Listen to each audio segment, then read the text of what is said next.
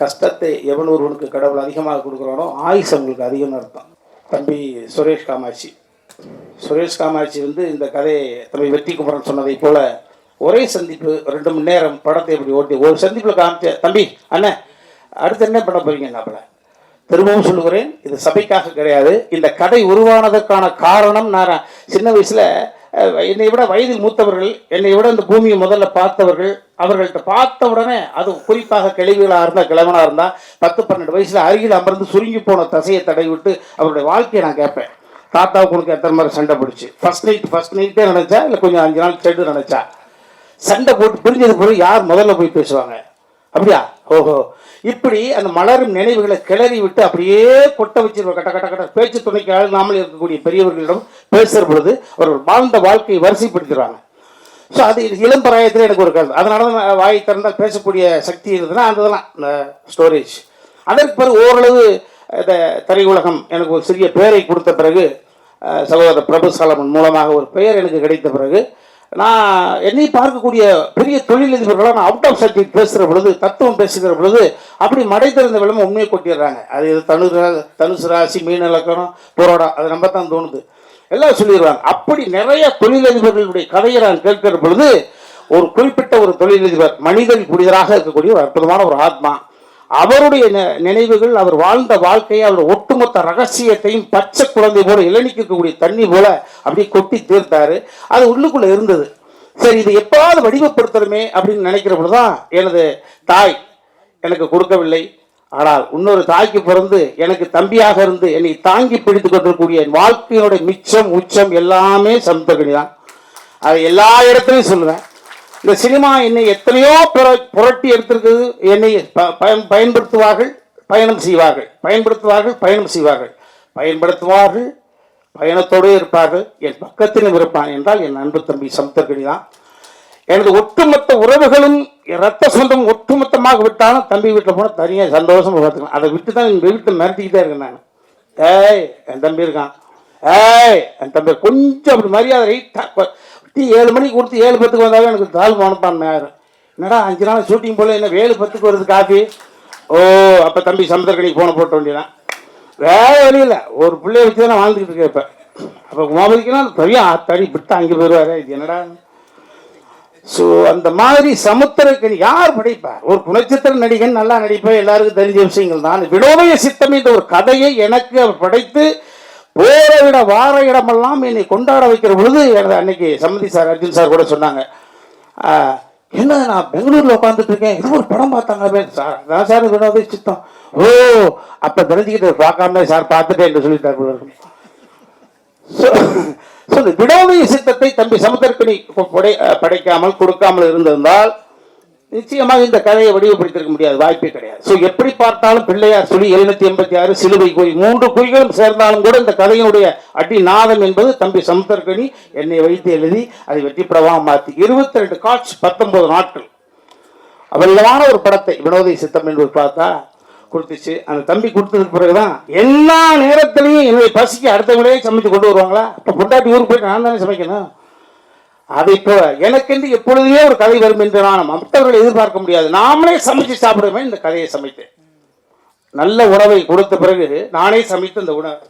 So அந்த உணவை யாத்திராக கொண்டு ஷேர் பண்ணிக்கிறது பொழுது தம்பி சுரேஷ் காமாட்சி அவர்கிட்ட. ஸோ உருவானதுக்கு முதல் காரணம் அவர், அது கதையானதுக்கு காரணம், அது காவியமானதுக்கு காரணம் என்பது தம்பி சுரேஷ் காமாட்சி தான் சொல்லுவேன்.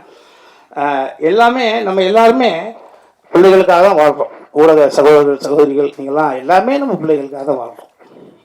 ஏன்னா அந்த பிள்ளைகள் எந்த பிள்ளையும் நம்மளை கேட்கப்பார்கள். நம்ம சந்தோஷமாக இருந்தோம், எப்போ சந்தோஷமாக இருந்தாலும் உருவானான்னு யாருக்கு தெரியும்? உன்னை நான் எதிர்பார்த்து வளர்த்துறேன், எதிர்பார்த்துருக்கா வளர்க்குறேன், எதுக்கு எதிர்பார்த்து வளர்க்குறேன்? யாரும் ஏய் பெற்றுட்ட வளர்த்த எதிர்பார்த்து வளர்த்துன்னு சொல்லக்கூடாது. 10 மாதம் அதையும் கூட நகைச்சுவைப்படுத்திருப்போம். என்ன 10 மாதம் உள்ளுக்குள்ள இருட்டு, ஒரு ஃபேன் இல்லை, ஒரு லைட் இல்லை, கரண்ட் படுக்க பெஞ்ச் இல்லை, பேச்சு துறைக்கு ஆள் இல்லை, அதை கூட நகைச்சுவை பண்ணியிருப்போம். அதே போல இந்த உலகத்தில் எதிர்பார்த்து எது கிடையாது. அவன் நம்ம கண்ணு முன்னால குழந்தைங்க ஸ்டடி ஆயிட்டாங்க அப்படின்னா அதுதான் இந்த பூமியில நம்ம 50 60 வயசுலையோ 70 வயசுலையோ 80 வயசுலையோ கண் மூடுகிற பொழுது நமது குழந்தைகள் இந்த உலகத்தில் தனியாக இருக்கிறார்கள். திறனாக அந்த நம்பிக்கை இருந்துச்சுன்னா அந்த ஆத்மா அமைதி படைக்கிறது, அமைதி அடைஞ்ச சொர்க்கத்துக்கு போகுது. ஐயையோ என்னடா இந்த நாள் போனால் எங்கே இருக்கான்னு தெரியலையே, ஐயையோ அந்த புண்ணு நான் இல்லைன்னா அப்படின்னா வாய் கோணிக்கு நரகம் தான். எவ்வளவு சொத்து இருந்தாலும் அந்த வகையில் உயரத்தில் இருக்கக்கூடிய அனைவருமே துயரத்தில் தான் இருக்காங்க. நிறைய பேர் பார்க்குறவங்க எல்லா தொழிலும் அடைவோம் நாங்கள் கம்பெனி ஏழை அப்படி நம்ம சரியான ஐயா சூப்பரியா அப்படின்னு நிறைய 95% உயரத்தில் இருக்கக்கூடிய அனைவருமே அது அதிகார ரீதியாக இருந்தாலும் சரி, பணம் படைத்து இருந்தாலும் சரி, அவர்களுக்குள் மிகப்பெரிய ஒரு கொடுமையான உணர்வு தப்பி வெளியில சொல்லாம அது என்னை பார்த்தவுடன் சொல்றாங்க. இந்த கதை நிச்சயமாக உணர்த்தாது, உணர வைக்கக்கூடிய வகையில இந்த கதையை நான் தான் டைரக்ட் பண்ண சொல்லிக்கிட்டு இருந்தேன். தம்பி சுரேஷ் காமத்தி ஆசை இருக்கு மாதிரி போர் தம்பி சுரேஷ் பார்த்துச்சு, அண்ணே இனிமேல் புகழ வாங்க ஃபர்ஸ்ட் ஷாட் 2 பேரும் கம்பைன் டைரக்டர் போடணும்னு நினச்சிக்கிட்டு இருந்தோம். தம்பி ஒத்துக்க மாட்டேன்ட்டான், உமா ஒத்துக்க மாட்டேன்ட்டான். அப்பா நான் உங்களுக்கு அசோசியேட்டாக பண்ணி கொடுக்குறேன். ஆனால் ஃபர்ஸ்ட் டே என்னடா நான் த்ரூட்டாக நடிக்கிறேன்டா, நான் ஆக்சன் கிச்சனா மூஞ்சி கோடினுடா, கொஞ்சம் நான் ஓய்வு எடுக்கிற அப்படியே 2 பேரும் நான் த்ரூட்டாக நடிக்க போகிறேன். தம்பி அண்ணன் நடிக்க போது உனக்கு என்னடா பிரச்சனை இல்லைப்பா, டைவெர்ட் ஆகக்கூடாது அப்படின்ற கூட. இப்போ சுப்பிரமணியபுரம் என்ற ஒரு படத்தினுடைய விஷயம், சுப்பிரமணியபுரம் என்ற படத்திலே தம்பி நீ என்னுடைய மகன் இருந்தா யார் பார்க்க மாட்டாங்க, உன்னோட தனித்தன்மை என்ன இருக்கு, அவன் தனித்தன்மை ப்ரூவ் பண்ணால் மட்டும்தான் அவன் மீது ஒரு மரியாதை வரும். ஸோ அந்த வகையில் சுப்பிரமணியபுரம் என்ற படம் அந்த படத்தில் அவர் தான் அப்பா டைரக்டரு, அப்போ ஹீரோ ஒத்துட்டாங்க. அப்போ தனித்தன்மை பொறுப்புணுவதற்கான ஒரு விஷயம் இதையெல்லாம் தம்பி சுரேஷ் காமாட்சி உள்வாங்கி அண்ணன் அழகா பண்ணுது தம்பி, நீங்கள் ஒத்துக்க மாட்டேங்கிறா தம்பி